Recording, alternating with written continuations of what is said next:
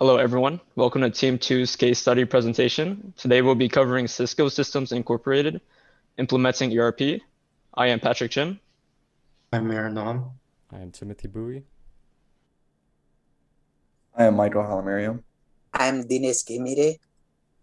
I'm Osman El-Haj. And I am Jane Zhang. Cisco was started by two Stanford computer scientists in 1984. Their main product is the router, in which it made a significant impact during the era of the internet. Other than the founders of Cisco, there were other people who are also part of Cisco, like Pete Solvik, who was the CIO of Cisco, Carl Redfield, the SVP of Manufacturing, and Randy Pond, the Director of Manufacturing and Vice President of Manufacturing. There were also other companies who had a relationship with Cisco, like KPMG and Oracle. KPMG has an extended relationship with Cisco, and it consists of 20 to 100 members. Cisco and Oracle had a great partnership for a long period of time. Also, Oracle's ERP has made an everlasting partnership with Cisco. Cisco's headquarters are located in San Jose, California, which is a part of Silicon Valley. So this case study is about Cisco's software and its inability to adequately meet their business needs. In return, it caused issues all across the company due to its failing legacy environment. Because of it, it was finally enough to find an ERP solution. But just finding a ERP solution came with its own difficulties and challenges that the company would have to work through. The project started on June 2nd, 1994, and it finally went live on January 30th, 1995. The first key area of impact was hardware, architecture, and sizing. The primary problem for the entire project was the hardware. The vendor was part to blame due to the fact that Cisco purchased equipment based off of a contract with their hardware vendor who had promised specific specifications and capability. An easy fix would have been to increase spending for additional hardware to compensate for the lack of performance, but it was too late by then. The secondary problem was the software. The overall design was extremely inefficient, and the software took too long for common tasks to be processed and broke at high volumes of data. All of this could have been avoided and caught if there was enough testing. Instead of limit testing, they used sequential processing, which tested tasks to be processed one at a time, which is meant primarily for smaller scale databases. In testing, they only did a partial database that was significantly smaller than Cisco's.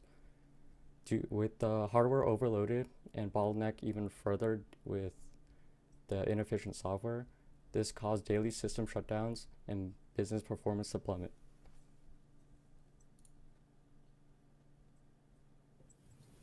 All right, so we're going to look at the key impact number 2. So this is the implementation of the Cisco project. So this was the actual development of the project. So this was developmental phases for the project. So they were divided into 3 stages called CRP, which stood for Conference Room Pilot. So these were different stages throughout the project. And so it included training, modification, and testing.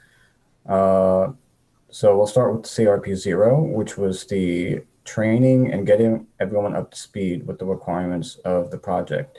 However, down the line, they realized that a lot of major modification work was needed to make the software support the company. CRP1 was pretty much prioritizing the issues after realizing that they had a lot of modifications and gaps within the software. So they were figuring out other issues that the software was having. CRP 2 and 3 was probably the biggest out of the phases, since they had a scope change because they realized that additional modifications were needed for the project, which meant that Cisco had to use further resources. as well as assessing and testing the software package was also included in CRP 2 and 3. So now we'll be looking at Impact 3. So building the implementation team. So this was the team that was responsible for building the product. Cisco chose the best team members from different fields across Cisco and KPMG. So they were organized by 5 teams, and each team had a business leader, an IT consultant, and an information systems leader. And of course, because this project was huge, they had to expand from 20 to 100 members. For most people on the project, the incentive was that they were going to get an opportunity to move up the ladder at some point. And the steering committee, which was the high-level executives, they were the people that were sponsoring the project. And the whole strategy behind that was so the steering committee would ensure that the management of the project. In terms of the hierarchy, the team follows a matrix hierarchy, right? So where the teams were managed by 2 project managers, one from Cisco and the other one from KPMG.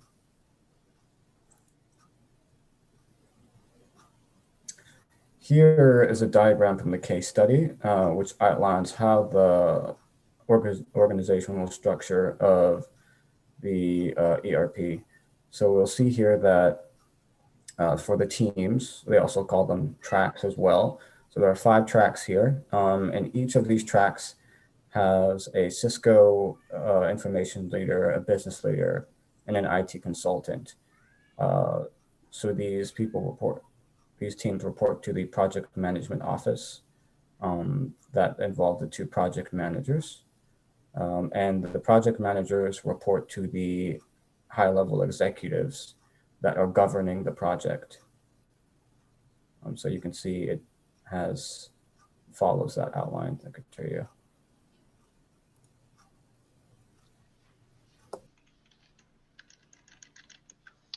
Moving on to the key area of impact number 4, process of choosing a vendor. Cisco works side by side with KPMG, an accounting firm that was referenced earlier in the who section of the fact set. Cisco chose KPMG as their business partner because of their technical skills and experience in the industry. With the 2 working together, a team of 20 people were created to select an ERP vendor. Ultimately, the strategy was to leverage the knowledge of large corporations and the big 6 accounting firms to make a decision. Throughout this research process, the team focused on what people were actually using while emphasizing decision-making speed. Within 2 days, they narrowed down their candidates to 2 primary vendors, Oracle and another major ERP vendor. After narrowing down of their options, Cisco sent out requests for proposals to both vendors. This was followed up by an invitation to both vendors to demonstrate their software through a 3-day time span. For Cisco's final decision, they ultimately chose Oracle. This decision was based off 3 major points. The first point being Oracle had better manufacturing capabilities compared to the other vendor. This is important because manufacturing was a strong driving force for the project. The second point is that Oracle made promises regarding the long-term functionality of the package. And lastly, Oracle's proximity to Cisco allowed for project flexibility. The distance between Oracle and Cisco was approximately 20 miles. From beginning to final selection, the Cisco team had spent about 75 days. Moving on to the project management for what they did wrong. Solvit planned to let each functional area make its own decision regarding the application and timing of its move. And they wanted to do everything at once and not do things in a phased implementation. And they also didn't allow a lot of customization. They also wanted the systems to mirror their methods of operation instead of retraining people to do things the way the system intended them. And instead of developing a formal business case to demonstrate the impact that the project would have on the company, the team chose to focus on the issues that had sparked the analysis in the first place. So Cisco had ran individual processes sequentially rather than at the same time. if they ran the processes at the same time, it would have shown if the process would be able to function together. So for the project management approach, for what we would have done was we would have made decisions based as a whole instead of by each department, because the router's functionality rely on each department. And I believe doing things phase by phase would have reduced errors and improved the learning of each team member. And customization would have also helped increase product appeal. I feel they were thinking about their previous users more instead of the future ones, which I believe would have been a much larger market. And developing a formal business case would have been beneficial in many ways, such as milestones, delegating, priorities, and much more. So we have pointed out some lesson learned points from this case study. The most important lesson learned point is not acknowledging systematic issues until they got out of hand. For example, because of Cisco's corrupting Cisco Central database, the company had to shut down for 2 days. Another point is that Solvik, the Cisco manager, originally declined ERP instead of giving it a try. There was a lack of proper training for team members. For instance, there was no coordination between the different departments, no clear division of labor. For example, team members had to give up obligation to focus on project needs. They did not even fully test hardware and software and focus more on cost and time rather than risks involved. And we have included citation, and this is the end of our presentation. Thank you so much for listening to our presentation. Thank you.